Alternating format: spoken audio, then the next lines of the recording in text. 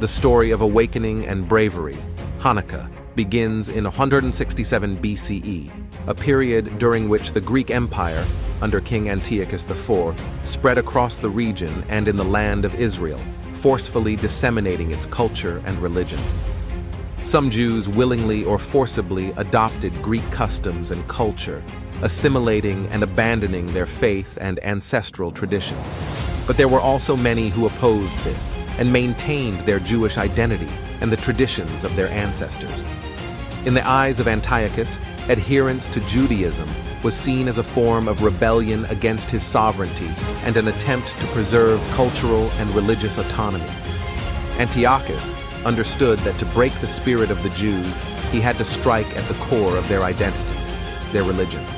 Therefore, he decreed cruel edicts against observing the Sabbath, performing circumcision, and sanctifying the new month, and even demanded idol worship. One of the harrowing stories in this context was that of Hannah and her 7 sons, who were brought before the emperor ruling the land and were forced to bow to a statue or be executed through torture. Hannah and her sons refused to bow. Hannah declared emphatically, "I will not betray the tradition of my ancestors. I remain faithful to the Lord, the God of Israel." The emperor laughed at her words and mockingly replied, "Your God does not hear you at all. What good are your words? Bow down immediately to the statue and save your lives." Her eldest son answered forcefully, "Our God is the Lord of the earth and the heavens. We will not worship a silent and lifeless statue." Hannah and her sons, heroes of faith, refused to submit.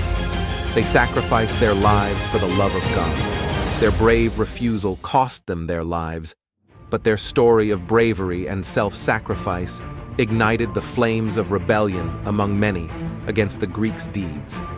Antiochus continued to torment the Jewish people and persecute them to the extent that he reached the temple, the holy place for Jews, placed a statue in the sanctuary, and sacrificed a pig on the altar of the temple. Following the relentless persecution of the Jews by the Greeks, Mattathias the priest and his 5 brave sons from the Hasmonean family took up the torch of rebellion and embarked on daring revenge missions.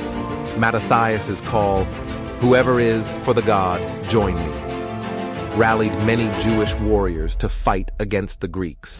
Mattathias's son, Judah Maccabee, led the war. The war against the Greeks seemed hopeless, as the Greeks were more numerous and better armed than the Maccabees, who were few and poorly equipped, but the Maccabean warriors repeatedly defeated the powerful Greek enemy. In one of the battles, the bravery of Eleazar Maccabee stood out, as he alone attacked a senior Greek commander riding a giant war elephant.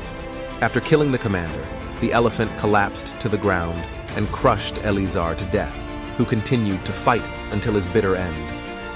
The war against the Greeks was difficult and long, but on the 25th of Kislev, the Maccabees defeated the Greek army, overcame them, drove them out of the land, recaptured Jerusalem, and purified the desecrated temple. After purifying the temple from the impurity of foreign worship, the Maccabees sought to light the golden menorah. The Jews searched for oil to light the temple's menorah, but all the oil jars were open and defiled and could not be used. Then the miracle occurred. Among the ruins, a single small jar was found. Despite its small quantity, it managed to keep the menorah lit for 8 days. From that year until today, the light of Hanukkah continues to shine within us in every generation. When we light the Hanukkah candles, the small light shines into our souls, a memory of the courage of the Jewish heart that faced the loss of hope, and of the miracles God performed for the people of Israel. A memory of the steadfast position of the people of Israel who did not hesitate to fight for their faith, justice, and Jewish tradition.